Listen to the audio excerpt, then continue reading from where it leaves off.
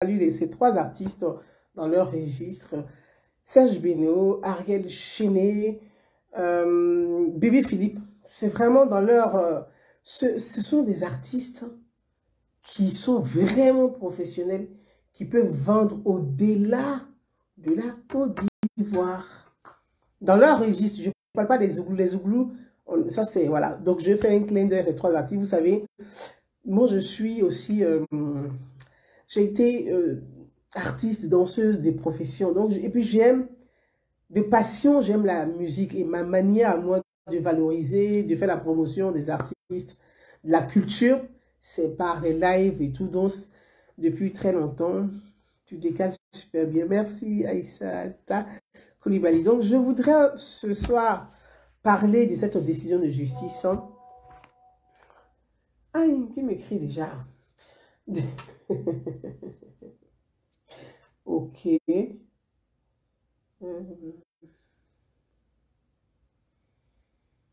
Oh. Mort de rire. MDR. Bon. Voilà. On va se recentrer. On va se réconcentrer. Ce soir, je suis Gouzana Ounou. Et ce soir, je voulais vraiment qu'on puisse ensemble parler de la décision de la saisie de l'assurance vie de M. Soro Guillaume. Parce que j'ai écouté un peu et puis j'ai eu beaucoup de messages de votre part et des questionnements et des questions qui m'ont été posées. Avant d'aborder un sujet, il faut quand même que je prenne le temps de mieux comprendre, de lire, pour ne pas vous raconter voilà, des choses à peu près. Voilà, donc je voulais échanger et parler de ça avec vous. Et j'ai mis la photo de la juriste Afosiatou Bambal Lamine, qui est conseillère de M. Guillaume Soro. Et malheureusement, il y a une très mauvaise lecture de la décision de justice parce que c'est eux qui ont fait appel en cassation pour casser la décision de justice. Et la justice a donné sa décision, mais elle fait une très très mauvaise lecture de cette décision de justice et elle en fait une propagande. Malheureusement, elle en fait vraiment une propagande parce que pour une juriste qui est censée comprendre la notion même du droit, elle fait une propagande. Donc, je pense que on va écouter ensemble. Et puis bon, je pense qu'on va écouter ensemble et puis on en parlera. Je préfère qu'on puisse écouter. Je vous salue, j'embrasse tout le monde. Je ne lis, je ne vois pas les personnes connectées. Je lis un peu plus ou moins, mais désolé si je n'arrive pas à tout lire. Hein. Je suis vraiment désolée. Donc, on y va, on écoute ensemble. Aïe, Afosiatou, Afosiatou, Naya. Naya Afosiatou, pour qu'on puisse parler ensemble de cette décision de justice. On va écouter. Il y a un jeune frère qui fait, bon, qui mâchouille le texte, hein, la décision de justice, mais on va l'écouter. Il va nous lire le temps que je puisse voir monter. On va le laisser lire un peu, puis on va y aller. On écoute ensemble. L'opposant s'est pourvu en cassation. Dans sa décision, la plus haute juridiction française indique d'abord que la défense de Guillaume Soro est partiellement recevable. Deux points, ouvrez les guillemets. L'immunité revendiquée par le demandeur est de nature à priver la juridiction française de la compétence universelle et en conséquence de mettre un terme aux investigations en cours. Néanmoins, la Cour maintenant répond, néanmoins, il n'occupait aucune fonction officielle entre 2010 et avril 2011. Puisqu'il avait présenté sa démission en réaction au refus du président Laurent Gbagbo de reconnaître la victoire d'Alassane Ouattara. La Cour dit que quoi? Que entre décembre 2010 et avril 2011, Guillaume Soro a présenté sa démission à Laurent Gbagbo et donc Guillaume Soro n'avait aucune fonction. On continue. Vous allez comprendre la vérité maintenant et elle vous affranchira. Attendez, un instant. Je pense que je vais ramener la personne parce que je pense que la personne a un problème de notion des mots. Est-ce que la personne est en train de se planter? Donc, je n'ai pas bien saisi. Parce que quand on parle Je vais reprendre la partie là. C'est la lecture. Hein. Ouais, moi, je ne vais pas lire et puis mais on va... Dans la salle Ouattara. La Cour dit que quoi? Que entre décembre 2010 et avril 2011, Guillaume Soro a présenté sa démission à Laurent Gbagbo. Et donc Guillaume Soro n'avait aucune fonction. On continue. Fonction vous allez comprendre la vérité maintenant. Fonction. Et elle vous affranchira. La Cour juge donc que Guillaume Soro ne peut se prévaloir d'une quelconque immunité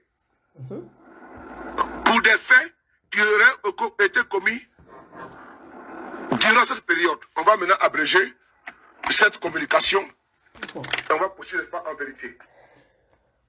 Alors, il s'agit de la décision de la Cour de cassation. C'est-à-dire que Guillaume Soro, qui Bafori, est poursuivi en justice en France. Guillaume Soro, ex-chef rebelle, ex-premier ministre de Laurent Gbagbo. Je dis ex-premier ministre de Laurent Gbagbo. Ex-président de l'Assemblée nationale. A été traduit devant la justice française. Il a retardé en voulant gagner du temps. Pour ceux qui vivent en France et en Occident, la justice prend son temps. Une fois que la justice française est saisie, quel que soit ton temps que tu vas prendre, la justice prend son temps. Tôt ou tard, la justice française, là, on n'est pas en Afrique, hein, elle va s'exprimer. Je vais faire récapitulatif rapide, hein, voilà, vraiment petit résumé de la chose. Guillaume Soro étant président de l'Assemblée nationale, pour ceux qui ont encore de la mémoire, le fils de Laurent Gbagbo, ex-président, dont Soro Guillaume lui-même a été son premier ministre, a saisi la justice française via sa mère qui est française. Ici en France, Soro Guillaume était président de l'Assemblée nationale de Côte d'Ivoire. Quand Jacqueline, la mère de Michel Gbagbo, a saisi la justice, Soro Guillaume a dit qu'il ne pouvait pas répondre parce qu'il bénéficiait de l'immunité parlementaire en tant que député de Ferké et en tant que président d'institution, c'est-à-dire chef d'institution. Jusque-là, vous me comprenez, on est d'accord. C'est normal parce qu'il bénéficiait de l'immunité parlementaire. Par la suite, Soro Guillaume quitte l'Assemblée, démissionne de l'Assemblée nationale. Ça veut dire qu'il ne bénéficie plus de l'immunité parlementaire. Et il y a eu une conversation téléphonique dans laquelle Soro Guillaume est bien, la voix est identifiée, il les reconnaît, où il se réjouissait, il ricanait d'avoir tué Ibrahim Koulibaly, dit Ibé. On va l'écouter. On va l'écouter. On va écouter Guillaume Soro. On va l'écouter. La répétition est pédagogique, mais il faut qu'on les réécoute. Guillaume Soro. On va l'écouter.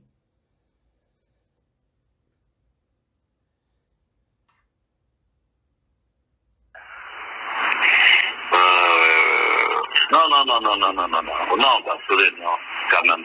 Les gens ne peuvent pas vivre et puis vous allez être tranquille. Non, c'est vrai. Moi, je te dis, ça dit que, quel que soit, Bassolé, ta bonne volonté, tout ça là, ceux-là que j'ai cités là, va être vivant et puis le Burkina va être tranquille. Ça, c'est vrai. C'est comme si, est-ce que toi, tu imagines que nous, on aurait pu faire ce qu'on est en train de faire, si Tagro et puis c'est du vivant. Oui, c'est ça, c'est ça. C'est-à-dire que tous les jours, il allait faire un coup d'État. Tous les jours, il allait faire ça.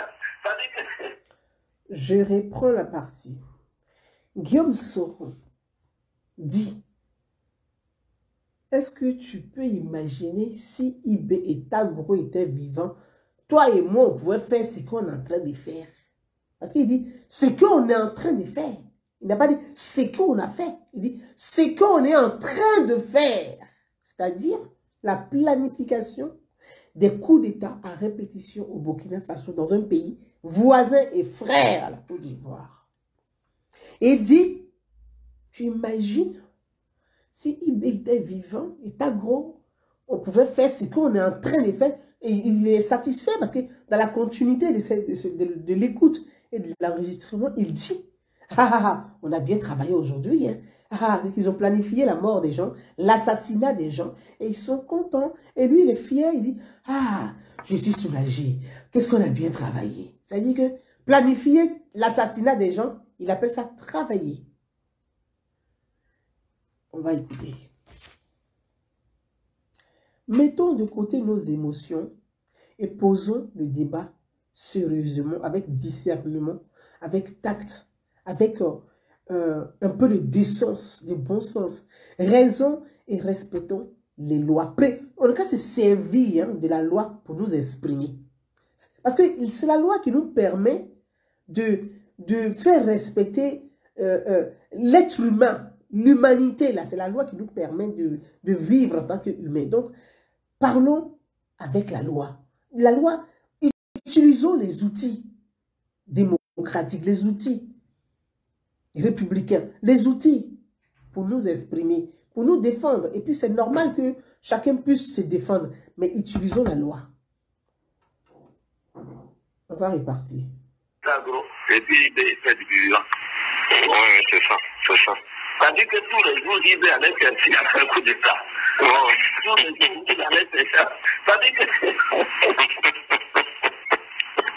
Et vous avez cette situation-là, c'est vrai, c'est vrai, c'est vrai, c'est vrai. Est-ce que toi, tu imagines que nous, on aurait pu faire ce qu'on est en train de faire, si Tagro et puis c'est du vivant? Oui, c'est ça, c'est ça. C'est-à-dire que tous les jours, il allait faire un coup d'État. Tous les jours, il allait faire ça. C'est-à-dire que... Est-ce que toi, tu imagines que nous, on aurait pu faire ce qu'on est en train de faire, si Tagro et puis c'est du vivant? Oui, c'est ça, c'est ça. C'est-à-dire que tous les jours, il allait faire un coup d'État. Tous les jours, il allait faire ça. Ok. Ibrahim Koulibaly a de la famille. Ibrahim Koulibaly a des enfants. Ibrahim Koulibaly a des parents. Quand les parents d'Ibrahim Koulibaly entendent ça, déjà que Soro Diom, Michel Gbagbo a saisi la justice. Quand Soro était président de l'Assemblée nationale, il a dit, je bénéficie, il a brandi l'immunité parlementaire. Le droit international respecte les États souverains. La souveraineté des États. Donc, très bien. L'immunité parlementaire ne permet pas à Soro Diom de venir répondre devant la justice française. Il n'y a pas de problème. On respecte la souveraineté de la Côte d'Ivoire. Donc, personne n'a lancé un mandat pour aller chercher Soro en Côte d'Ivoire sur le perchoir de l'Assemblée nationale pour dire viens répondre de tes actes, viens répondre de l'accusation de crimes dont tu fais objet. Rien. Mais il n'est plus président de l'Assemblée nationale. Il prépare sa fuite pour quitter la Côte d'Ivoire. Il fait croire à n'étant plus président de l'Assemblée nationale et que la Côte d'Ivoire, notre pays, fait partie dans les accords de partenariat, de coopération, de liens avec les parlementaires des pays, les parlementaires francophones. notre pays, la Côte d'Ivoire, il y avait, pour ceux qui se rappellent très bien, il y avait une rencontre parlementaire. Il y avait une rencontre au Maroc. Soro sait qu'il n'est plus président de l'Assemblée nationale. Il a profité de la rencontre des parlementaires au Maroc pour fuguer, pour sortir de la Côte d'Ivoire avec ses complicités. Bon, ça c'est lui qui voit. Il est sorti du pays. Il a oublié qu'il n'a plus l'immunité parlementaire et qu'il y a une justice qui l'attend ici en France. Donc il fugue, il vient en France. Les enfants de Ibé, les proches d'Ibrahim Koulibaly, dit Ibé, à leur tour, s'est dit, ok, maintenant tu n'as plus l'immunité parlementaire. Très bien, nous allons saisir la justice. À notre tour. Les enfants, les proches de Ibé qui vivent en France, c'est eux qui ont saisi la justice à nouveau. Donc, il y a une ouverture. Il y a une instruction judiciaire. Soro sait qu'il y a une instruction judiciaire. Il le sait très bien. C'est pour ça qu'il a fait appel. Quand il y a eu la décision de justice qu'il a condamné, il a fait appel. Guillaume Soro a fait appel via sa juriste et conseillère, mademoiselle Afoussiatou Bambalami. Soro a fait appel de la décision de justice. Donc, il veut casser la décision de justice, l'aller en cassation. Pour aller casser la décision de justice, il a sorti l'immunité parlementaire où il dit, à l'époque, j'étais en fonction, j'étais Premier ministre, donc j'ai agi en tant que Premier ministre. Je ne sais pas si vous comprenez ce que je veux dire.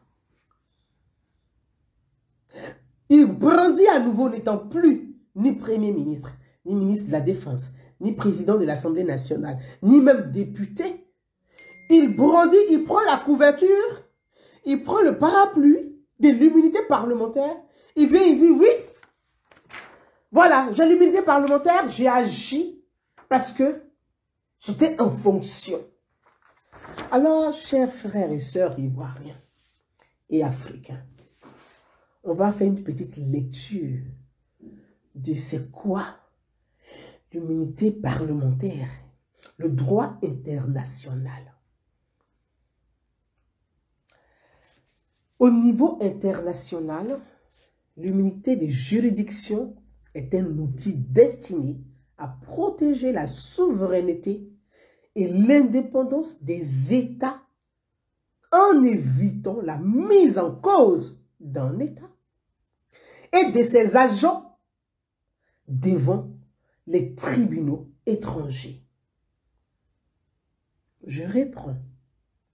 Au niveau international, l'immunité des juridictions est un outil destiné à protéger la souveraineté et l'indépendance des États en évitant la mise en cause d'un État et de ses agents devant les tribunaux étrangers.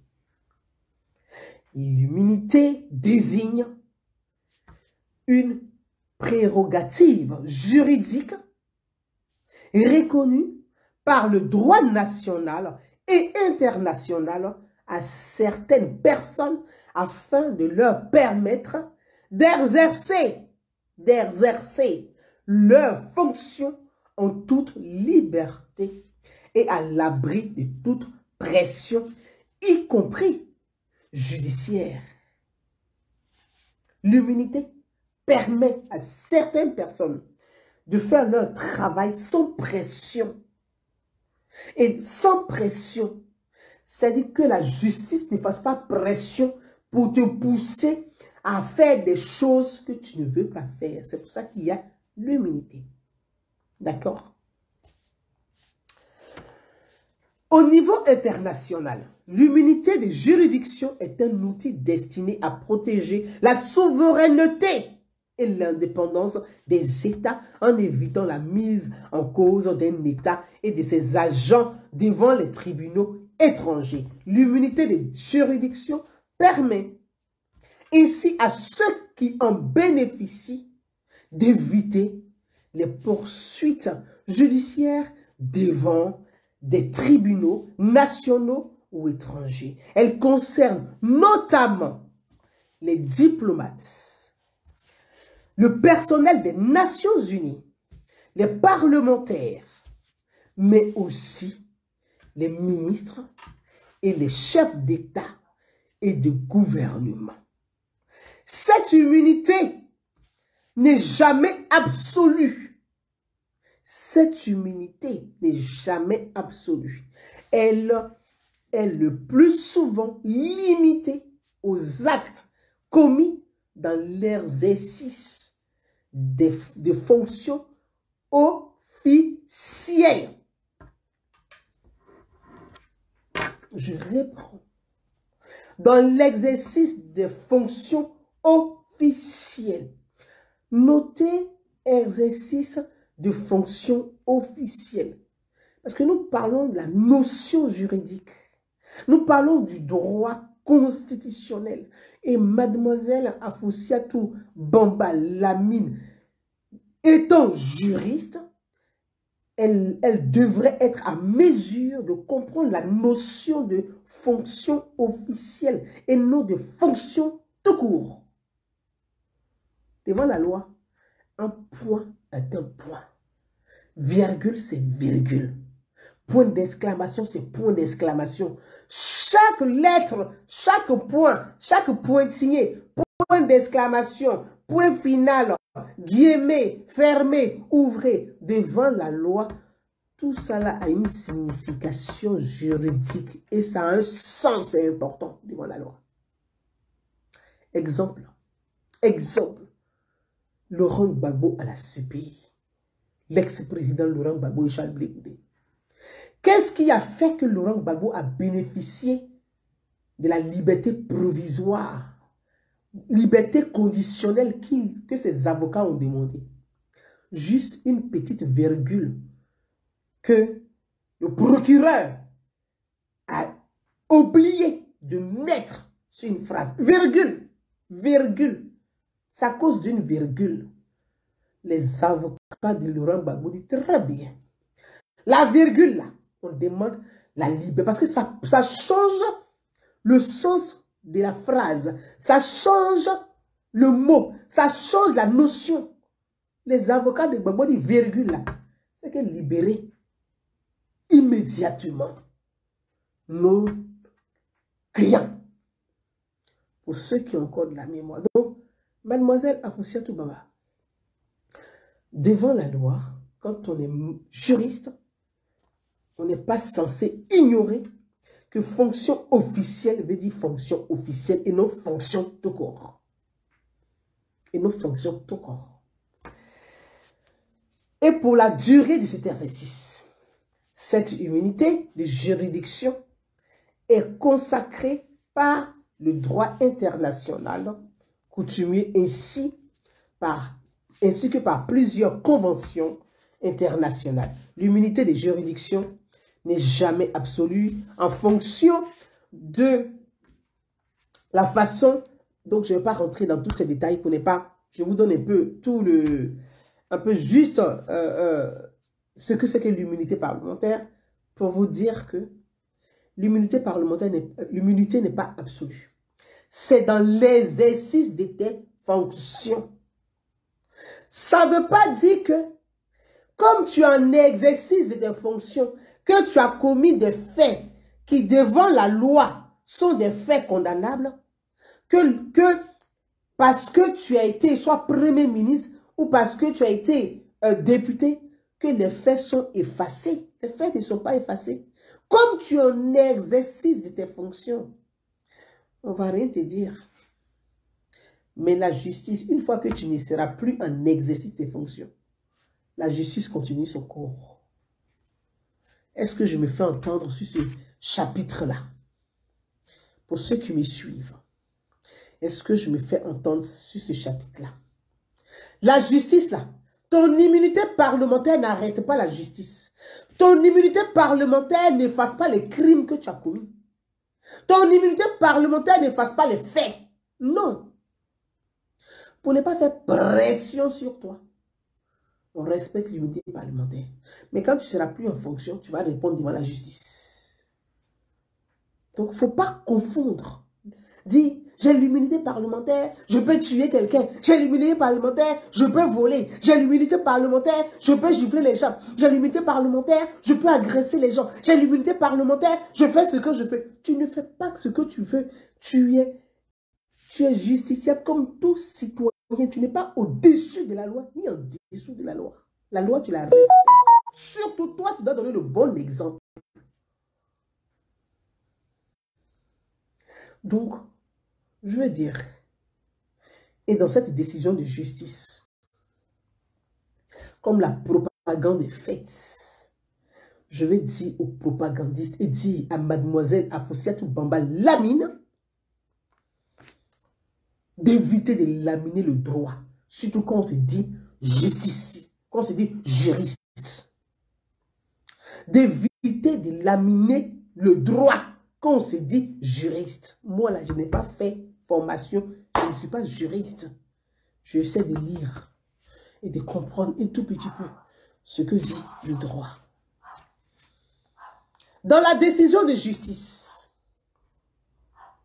puisque Afoussiatou Bamba a décidé de faire de la propagande et non d'interpréter la décision de justice. Elle dit, elle veut jouer sur les mots que Soro Guillaume, de 2010, décembre 2010 à avril 2011, était Premier ministre en fonction. Je vous prends au mot. Nous sommes témoins.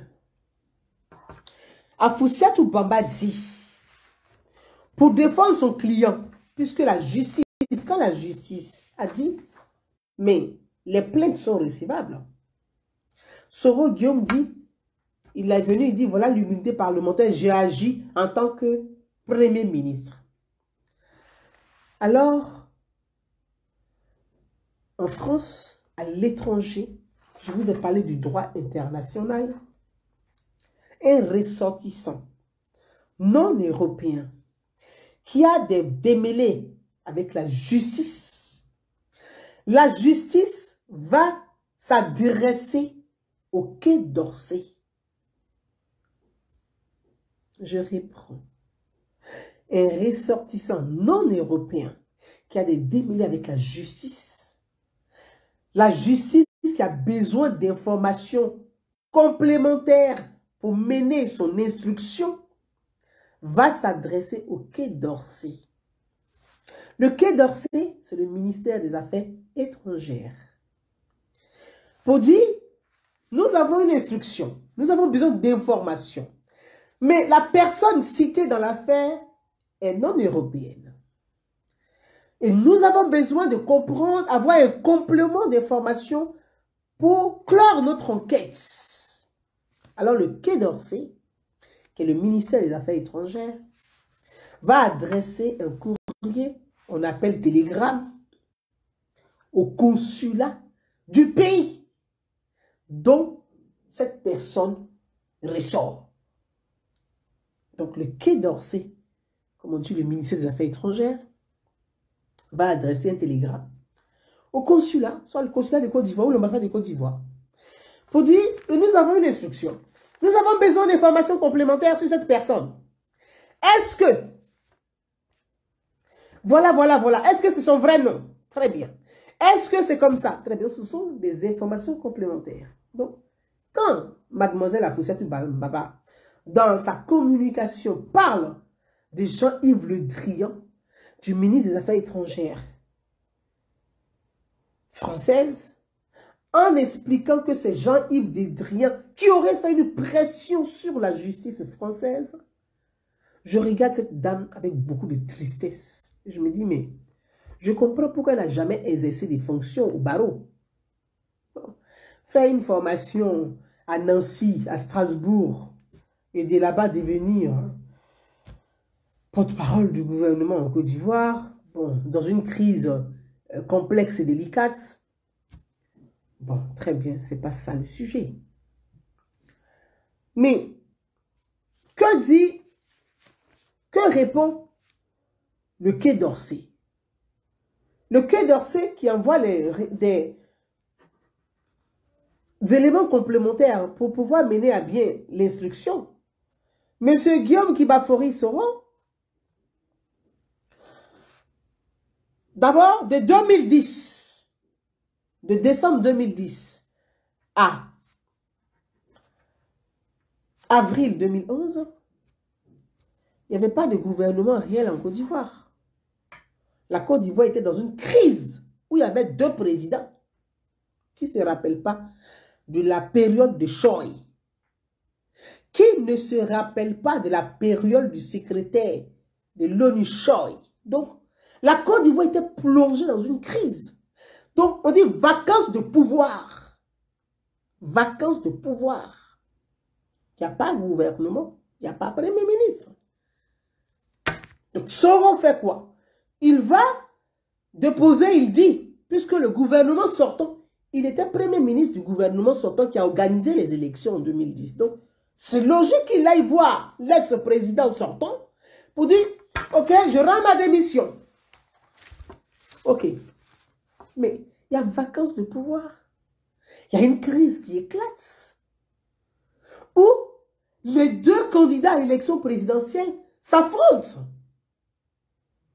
Qui ne se rappelle pas de ça? Où Laurent Gbagbo dit, moi j'ai gagné, je ne quitte pas. Où Laurent Gbagbo contexte, c'est-à-dire que le président sortant qui organise les élections, qui crie au loup pour dire que les gens ont fraudé, c'est-à-dire que l'opposition a fraudé. Pourtant, logiquement, c'est le parti qui organise les élections qui on peut dire il a fraudé parce qu'il a les moyens. Mais lui, il dit c'est le bon. C'est pas ça le sujet. Donc, il y a vacances de pouvoir. Donc, Soro Guillaume dit, en ce moment-là, que il a eu un décret qui a été signé par Monsieur Kambiré Sansan pour le reconduire en tant que Premier ministre. Monsieur Guillaume Soro, c'est vous qui avez organisé les élections où il y a eu la crise en 2010. Pour une personne qui a occupé des rangs, qui a occupé des fonctions de Premier ministre, si vous n'êtes pas capable de savoir et qui a organisé des élections qui ont tourné dans un chaos qui a provoqué 3000 morts dans notre pays, si toi, tu deviens amnésique et que tu ne sais pas que la période de décembre 2010 à 2011, il y a une crise où il y a vacances de pouvoir, on comprend pourquoi aujourd'hui, tu as complètement disparu du fauteuil. Parce que tu n'es pas à la hauteur de la responsabilité qu'on t'a confiée. Tu n'as même pas compris ce que c'est qu'une fonction. Donc il y a vacances de pouvoir.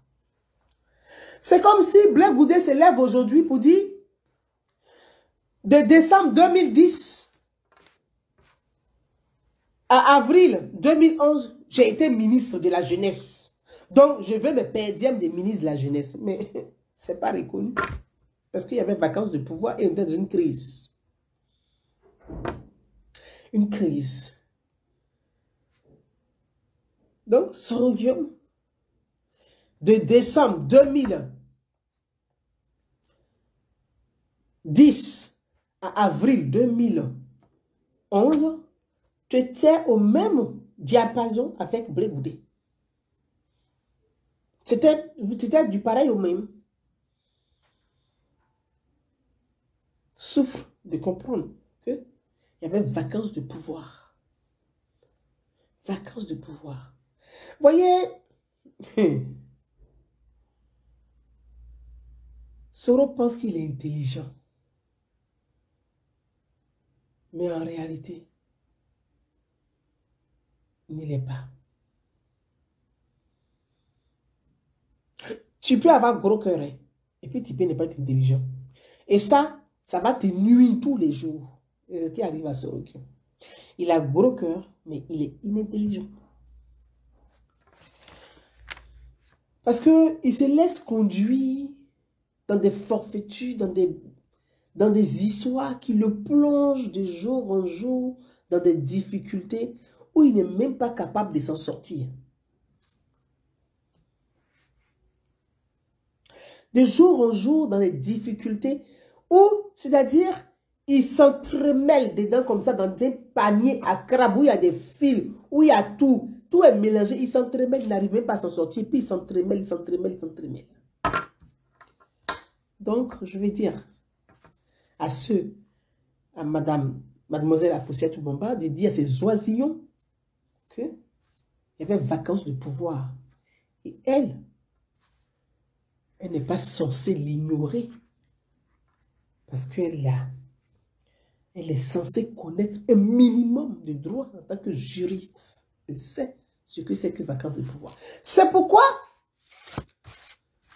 le Quai d'Orsay émet à la justice française. Et dans ce qui est écrit, on dit Soro n'occupait pas une fonction officielle. Officielle. Tu n'occupais pas une fonction officielle. On n'a pas dit fonction tout court. Parce que vous lisez ça. Vous lisez un texte sans comprendre les mots, la notion, ni les points. Vous lisez, vous mâchouez les textes. On dirait que vous allez manger chewing-gum. Malabar. Devant la loi, dans un tribunal, quand on dit, est-ce que vous occupez une fonction officielle? Ça veut dire reconnue. Officielle, reconnue. Soro n'est pas censé ignorer que le président Alassane Ouattara a été investi officiellement à Yamoussoukro, si ma mémoire est bonne, en mai 2011. Je reprends. Soro Guillaume, Afousia Toubamba, ces deux-là, ils ne sont pas censés ignorer que le président Alassane Ouattara a été investi en mai 2011 à Yamoussoukro. C'est-à-dire que le chef de l'État investi officiellement. Soro, investi officiellement. Toi, tu dis tu as été Premier ministre virtuellement. Dans ta tête, tu étais Premier ministre.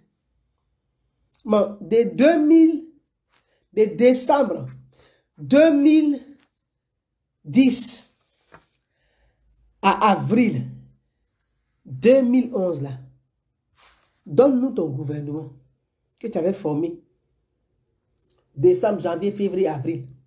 De décembre en avril 2011, là, donne-nous la liste des membres de ton gouvernement que tu avais formé, puisque tu étais officiellement Premier ministre. Tu vois, quand il a dit tout à l'heure, il a dit, tu penses que tu es intelligent, mais tu ne l'es pas en réalité. Tu as gros cœur pour rien, mais tu n'es pas intelligent en réalité. Parce que tu devais te poser les questions pour dire, madame, on est dans une crise politique. Oh, Gbagbo dit, lui, il est président. Le président de l'Assemblée, il est président. Ou Gbagbo est en train de former lui son gouvernement. Donc tu vas dire que Aké Ngbo a été Premier ministre. Tu crois à ça? C'est pas officiel. Pourtant, Gbagbo a formé un gouvernement à cette époque-là. Où Aké Ngbo, monsieur Aké Ngbo, était Premier ministre de Gbagbo. Donc, Aké Ngbo est Premier ministre. Toi, tu es Premier ministre. Vous deux là, c'était pas officiel.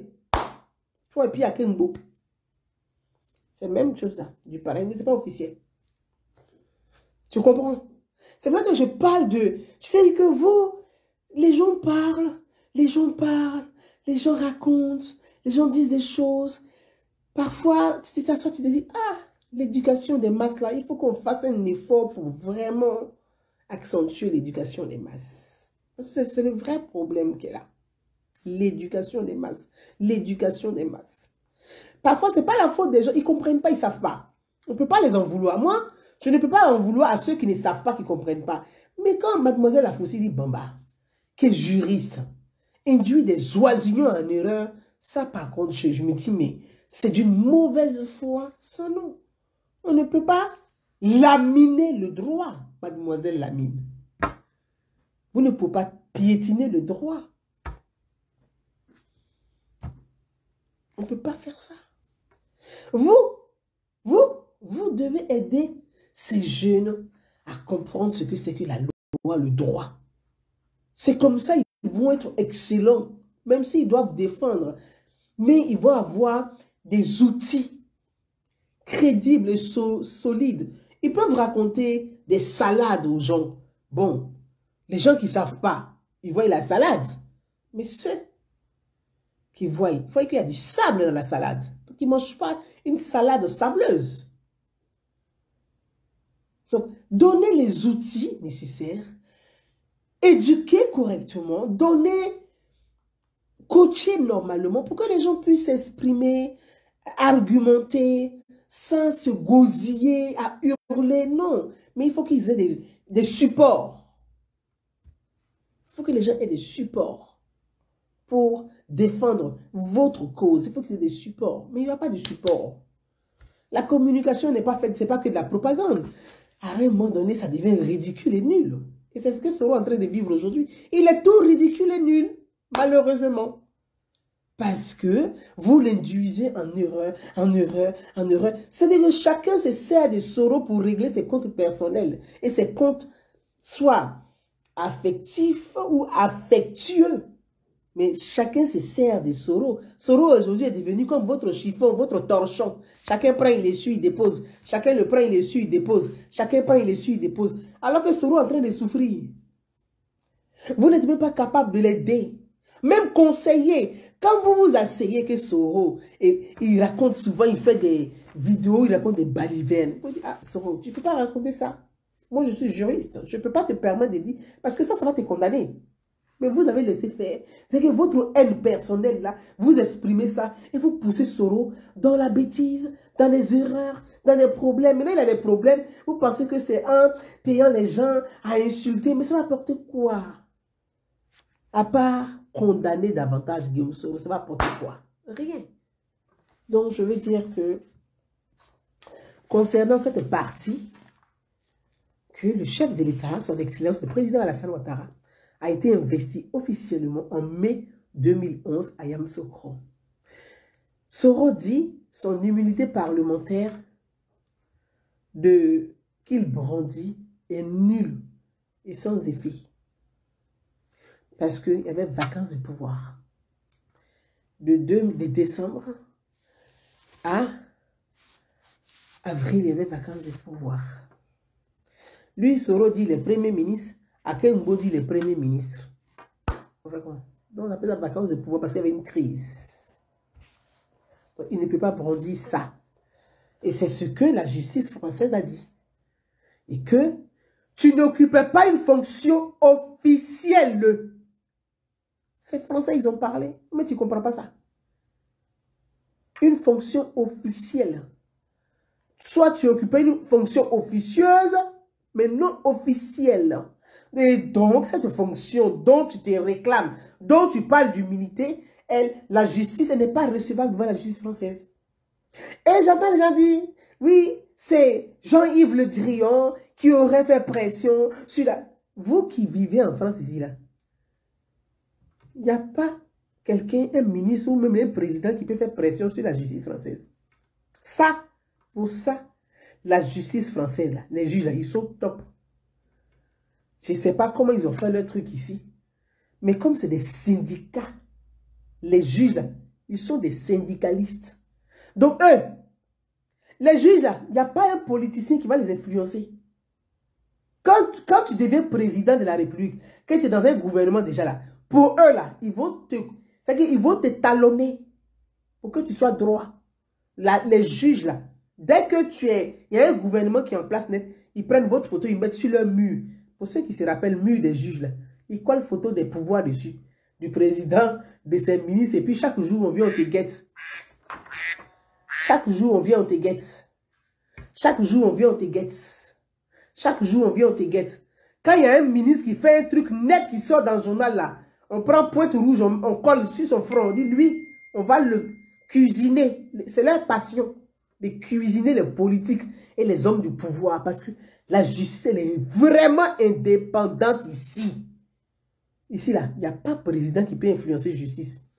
Je vous donne un exemple très simple il y a quelques jours. Alexis Kohler, qui ne le connaît pas? Le conseiller d'Emmanuel Macron. Le conseiller. Quand on dit conseiller de l'Élysée, là, le binôme du président Macron, là, son conseiller, il est devant la justice actuellement. Les juges disent, tu vas venir répondre ici. Humilité ou pas, tu viens ici. Hein? Et ils ne rigolent pas avec ça. En France, ici, ils ne rigolent pas. On n'est pas en Afrique. Hein? Tu dis que Jean-Yves Le Drian va venir dire... Jean-Yves Le Drian ne peut même pas se tromper. Macron même ne peut pas se tromper même. C'est ce qu'il disait à Tshisekedi. Il dit, les journalistes que tu vois là, moi-même, ils ne me parlent mal. Ils sont indépendants. Donc, vous ne pouvez pas utiliser ces choses-là pour dire, oui, vous croyez en Afrique dans votre tête. Ici, la justice, elle est indépendante. Que tu sois président, tu sois député, tu sois ministre, tu sois citoyen, les juges te considèrent comme un citoyen lambda. Quand tu arrives devant eux, là, ton titre, ta fonction ne les intéresse plus. Ils te traitent. Ils te traitent même. Et puis toi, ils te traitent encore plus. Parce qu'ils estiment que, comme tu as le pouvoir, c'est que tu as abusé de ça. Donc eux, là, ils vont jouer avec, ils vont te traiter devant la justice. Les juges vont te démontrer que tu ne pèses rien devant la loi. Que c'est eux qui décident. Donc ne pensez pas que il va avoir de l'influence ici et là pour faire pression. On ne fait pas pression sur un juge en France ici. Eux là, on ne met pas pression sur eux. Hein. C'est eux qui mettent pression sur les gens. En France, la juge, on ne met pas pression sur eux. Hein. Hey, on ne met jamais pression sur les juges. Même les politiciens là. S'il y a les personnes qui craignent en France ici là, c'est les juges. Parce qu'ils ne veulent pas avoir affaire à ceux-là. Une fois qu'ils se collent dans ton affaire, ta carrière est foutue. Ta carrière est foutue. Ils sont assis un matin, on dit tu passes devant le tribunal. Pour rien, on dit perquisition chez toi. Tu te réveilles le matin, on dit vite, tu es en garde à vue. Ils vont te payer. Ils ne rigolent pas avec ça. Donc, s'il vous plaît, je pense qu'il ne faut pas... La propagande, ce n'est pas ça qui va arranger Guillaume Soro. Ça ne l'arrange pas. Je vais venir sur un deuxième sujet pour conclure rapidement, mes chers frères et sœurs. C'est sur le sujet de...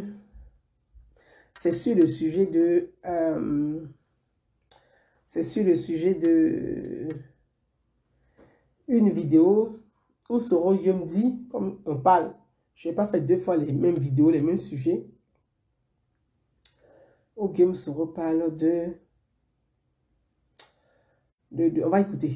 Voilà, on va écouter, puis on va écouter rapidement. On va écouter rapidement. Voilà, on va écouter très rapidement. C'est ici. On écoute et puis on avance. On avance. C'est là. C'est ça qui m'énerve dans leur affaire là. Attends, je vais mettre d'abord l'oreillette parce que je ne connais pas qu'ils mettent la musique pour rien.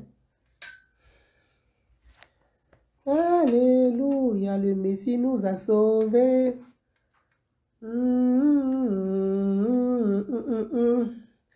Oh, alléluia, Jésus nous a dévorés. C'est le monde déboîté. Le temps de chercher, non, en fait, déboîté. Et vous avez fait des réels du manché là. Insupportable.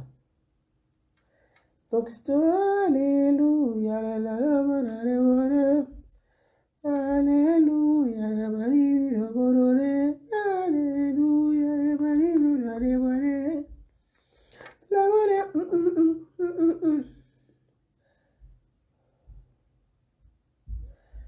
le monde déboîté.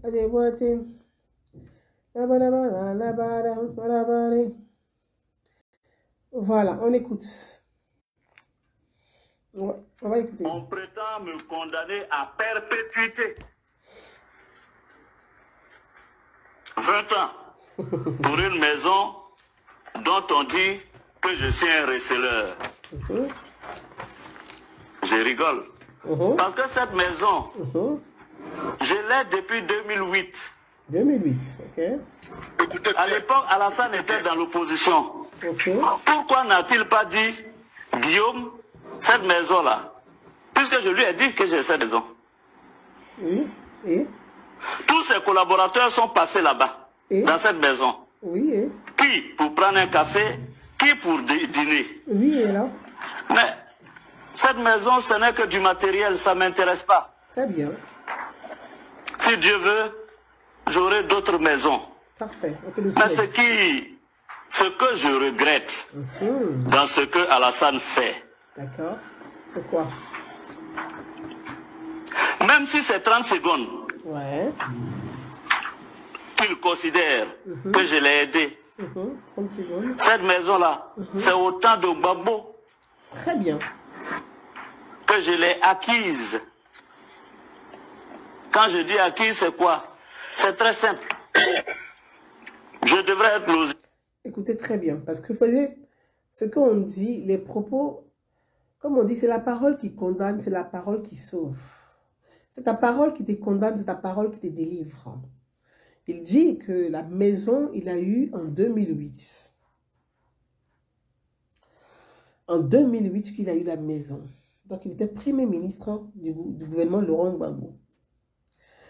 Et que c'est Laurent Gbagbo, il dit il a acquise. Parce qu'on dit j'ai acquis la maison. Ça veut dire que c'est l'acquis. Tu as acheté quoi. C'est pour toi, normalement, tu as acheté. D'accord? Mais il dit c'est Laurent Gbagbo qui lui a donné. Donc, okay. En ma qualité de Premier ministre, j'étais logé à l'hôtel du Golfe. Le président Gbagbo un jour m'a dit le Premier ministre de Côte d'Ivoire ne peut pas loger à l'hôtel. D'accord. Il faut qu'on lui trouve une résidence officielle. Parfait. Le ministre de la Construction et le ministre de l'Économie se sont concertés. On devait me donner la maison à la Corniche, là, l'ancienne maison où le président Bédier logeait. Rien que la réhabilitation de cette bâtisse revenait à 7 milliards de francs CFA, selon le BNET.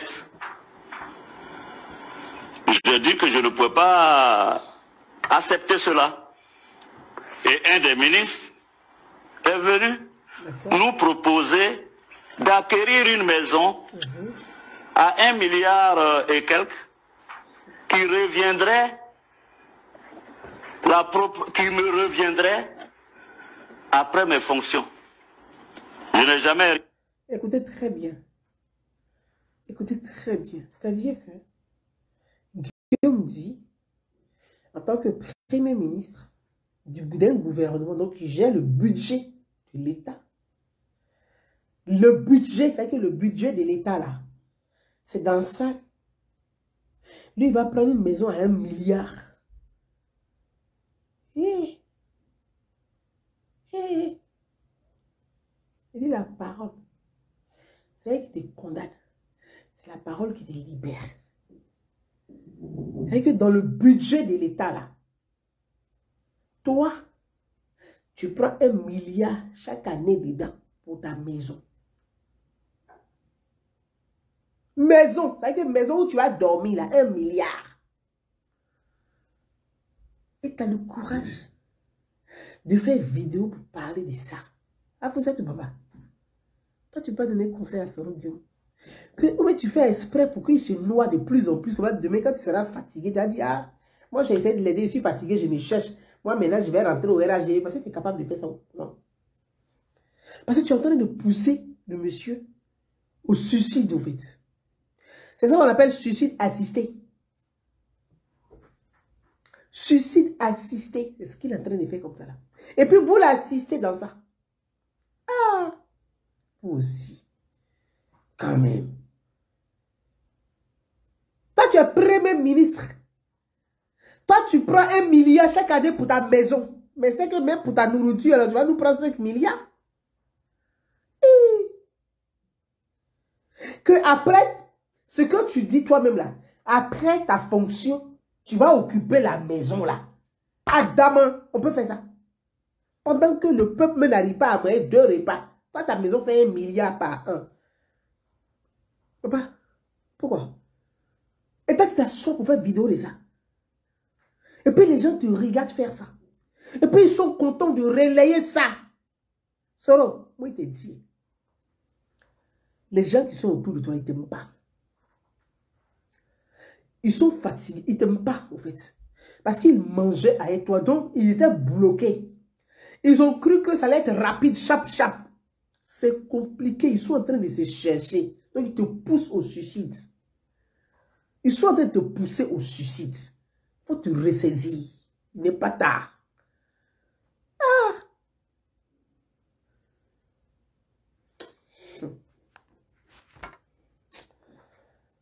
Vraiment, c'est ça qu'on appelle gâchis. Vrai gâchis, la gueule là. Je n'ai jamais rien signé. On a eu l'autorisation de faire cette opération. Il n'a jamais rien signé. Il dit il est acquise. Je n'ai jamais rien signé. On a eu l'autorisation de faire cette opération. Dis donc. Régulière. Depuis 2008. Ouais. Et celui qui m'a permis d'avoir une résidence à Abidjan s'appelle Laurent Gbagbo. Ah bon? Et celui qui vient me l'arracher s'appelle Alassane Ouattara. Je me suis battu. J'ai été porte-parole, président d'une rébellion qui a combattu Laurent Gbagbo. Et c'est Alassane. Mais la rébellion de Soro n'a pas combattu Laurent Gbagbo. La rébellion de Soro a combattu Ibé. Jusqu'à la mort de Ibé. La rébellion de Soro a combattu Ibé. Jusqu'à la mort de Ibé. La rébellion de Soro a partagé le pouvoir avec Laurent Gbagbo. Donc quand il dit qu'il a combattu, là, moi je n'arrive pas à comprendre ça. Parce que tu as combattu Ibé jusqu'à sa mort. Jusqu'à son assassinat. Et toi, tu as partagé. C'est toi qui as tout gagné avec Gbagbo. Toi-même, tu as d'abord avec lui. Donc, peut-être c'était ton complice. Parce que toi, il y a des gens même qui ont souffert pour Gbagbo. Là, il n'a jamais payé maison, même à 300 000 francs CFA pour les donner. Toi, tu as 1 milliard tous les ans. Yeah. Gbagbo, il t'aimait des... Zepé t'aimait 1 milliard. Quelqu'un qui t'a combattu, tu mets 1 milliard de maisons. Le reste, on ne sait même pas. Yeah. La primature de Côte d'Ivoire même ne coûte pas 1 milliard par an. Yeah. Patate. Les gens l'ont gaspillé, je tombe. Wow. C'est pas possible. Et c'est Alassane, au lieu de me donner 10 maisons, m'arrache. Et il me fait passer pour un receleur. Il me criminalise. Mais, simplement parce que j'ai dit que je n'étais pas d'accord avec le RIDP unifié et sacrilège. J'ai osé aller parler avec Bédier. Bon, vous voyez, c'est sur ça on va conclure. Quand on est premier ministre d'un gouvernement, la bonne gouvernance là, ça commence par soi. Toi, tu es premier ministre. Tu as pris 60% du territoire ivoirien là, avec tous les biens qui vont avec là. Toi, tu as cassé les banques de la CEDEAO, de la BCEAO. Tu as cassé les banques que tu as vidé comme vraca. Tu as rempli ça sur toi. Malgré ça, Toi, Gbagbo te donne une maison de 1 milliard par an. Et toi, tu dis que tu as combattu Gbagbo. Toi, tu es sûr que tu as combattu Gbagbo. Moi, j'ai des doutes. Vraiment des doutes, en fait. Parce que 60% du territoire ivoirien, là, c'est toi qui gérais toute la richesse, là. Et toi, on te donne 1 milliard par an de maisons. Et tu dis que Gbagbo t'a donné une maison à 1 milliard par an. Le président Alassane Ouattara, tu dis, Alassane doit me donner 7 milliards, 7 maisons. Donc toi, Guillaume Soro. Guillaume Soro.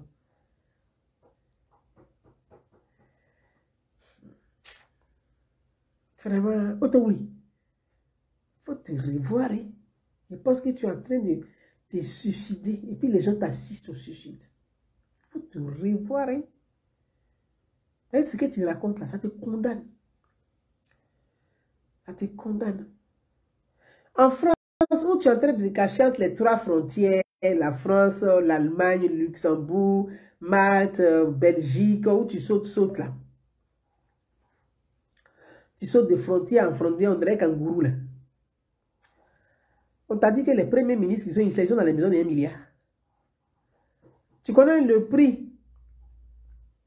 Les maisons des premiers ministres, même de la première ministre là, ici en France, tu connais ce mètre carré.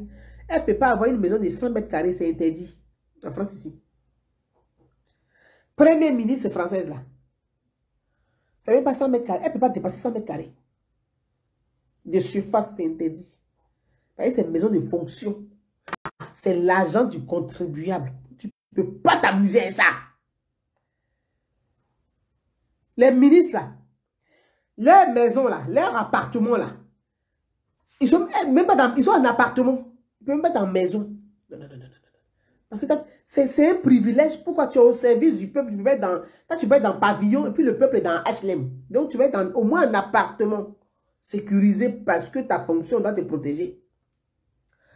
Il y a des ministres là, en fonction de leur fonction ministérielle, leur ministère là, leur appartement là, ça commence par 45 mètres carrés, 50 mètres carrés, 60 mètres carrés, 70 mètres carrés. Ça dépend de leur portefeuille.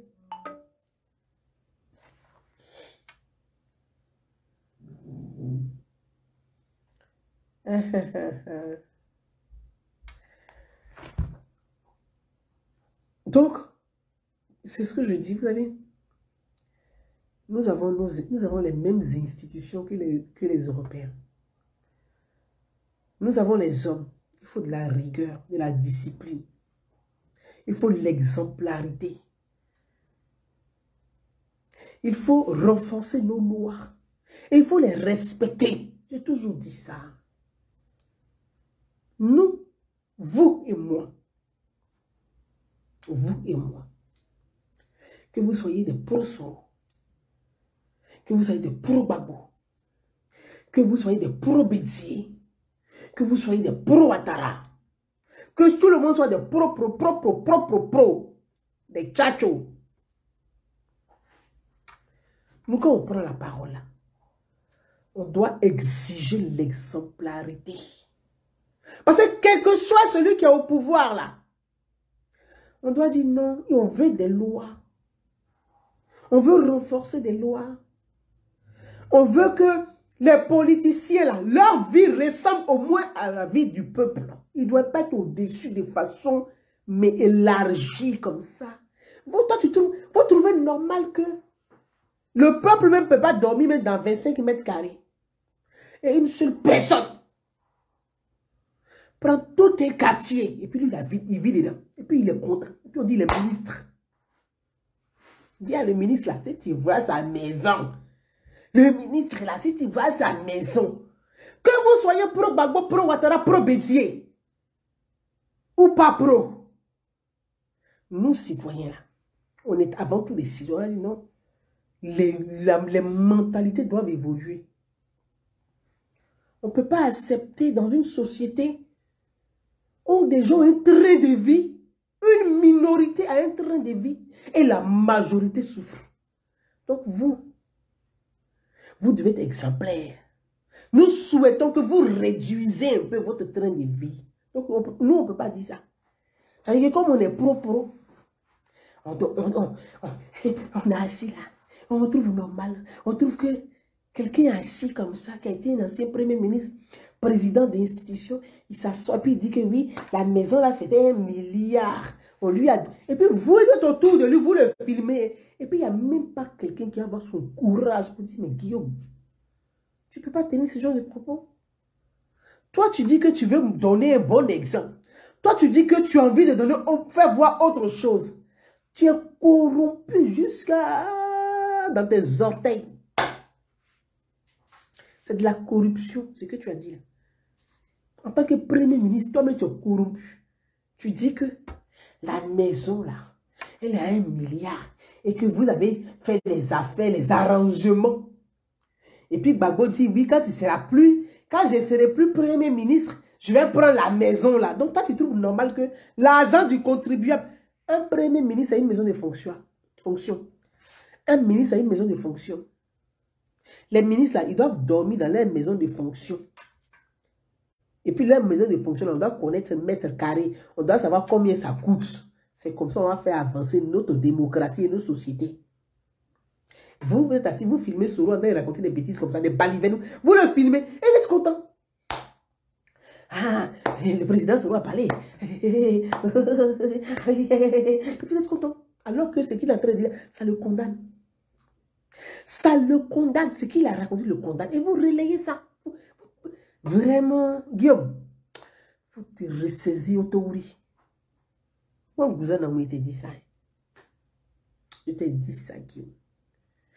Le problème des Africains, ils n'aiment pas le discours de vérité.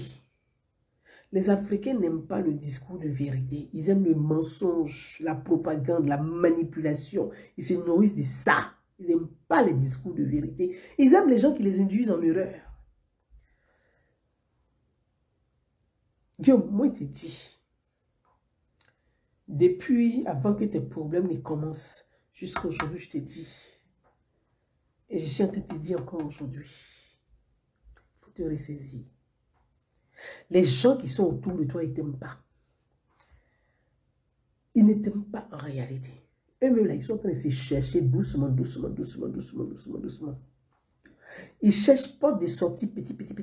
Mais ils ne peuvent pas te dire ça. Guillaume, ils ne peuvent pas te dire ça. Là, c'est moi qui te dis ça. Ils ne peuvent pas te dire ça. Donc, ils sont là. Comme ça, mais ils ne cherchent pas des sorties. Maintenant, ils vont te pousser dans les erreurs. Là. Ils vont te pousser. Parce qu'il faut qu'ils t'arrivent. Ils te poussent dans les erreurs. Leur souhait, là, on n'a qu'à t'attraper, puis ils vont respirer enfin. C'est moi qui te dis ça. Parce qu'ils sont assis aujourd'hui, là. À quel moment ils vont attraper le gars là? Nous, on est fatigués, nous, quand l'attraper maintenant, nous, on va rentrer. Et ils sont dans cette prière-là. Toi, tu ne sais pas. Tu ne sais pas. Ils sont... Leur prière, là, c'est ça, Guillaume Soro. On va t'attraper, puis ils vont dire, ah, comme on l'a attrapé là, donc on est obligé de se rendre, là, on va partir maintenant. Déjà, ils ont déjà négocié leur affaire depuis. Hein. Ils ont négocié, ils sont dans les négociations. Moi, je te dis, ils sont dans les négociations, je te dis. Hein. Ça veut dire que ton faux cœur des petits sénifaux, là, il faut laisser ça. Ils sont dans les négociations. Moi, ici, non seulement ici, tu es mon Djonche et tu es mon Otouri. Tu es mon Djonche et puis tu es mon Otouri. Il te dit, il dit, Guillaume Soro, quand on va t'attraper là, la première personne, elle vient t'envoyer les oranges parce qu'il fait comment? On a attrapé mon Djonche, il est en prison. Il va avoir la force. Il y a alliance. On fait comment? Il faut te ressaisir. Ton petit cœur de sénifaux chaud, orgueilleux, là, il faut mettre ça de côté. Te ressaisir. Il faut te ressaisir. Les gens là sont en train de te dire en erreur, Guillaume Soro. Il faut te ressaisir, hein, Guillaume Soro. C'est moi, Gouzane Naounou, hier. Quand tu étais à l'Assemblée nationale, c'est moi hier qui t'ai interprété. Guillaume, tu vas descendre des fauteuils là-dedans. Tu vas descendre de là. Quand tu fais des séries, Dieu, tu risques de descendre de là. Fais attention. Fais attention. Tu n'as pas écouté. Tu es descendu trop. Tu pensais que c'était amusement. Voiture, tu étais Fiat. Ils t'ont blagué dans les Fiat. La sortie. Toi, tu es dans la merde. Et puis les gens disent, tu payes Fiat pour les donner pour quitter l'Assemblée nationale. Guillaume, tu n'es pas trop intelligent. Pas trop. Donc les gens jouent avec ton esprit. Tu penses que toi tu es esprit, mais tu n'es même pas. Ils sont assis dans ton cerveau. C'est moi qui ai dit ça. Mes frères et sœurs, voilà juste le message que je voulais apporter à Guillaume, M. Guillaume Soro. Les éclaircies concernant l'humilité dont il brandit. Il ne bénéficie pas de l'humilité. L'humilité n'efface pas les faits. L'humilité n'arrête pas la justice. La justice suit son cours. Tu n'as pas l'humilité. Tu as commis un crime. Quand tu étais ministre, quand tu étais salao, quand tu n'es plus là, la justice t'estrie. C'est comme tu es en fonction, on ne va pas te déranger, tu vas finir pour ne pas que tu dis on fait pression sur toi. Quand tu vas finir, on dit viens répondre des actes. Donc l'humilité n'efface pas les faits. Voilà. Donc, très belle soirée à chacun d'entre vous.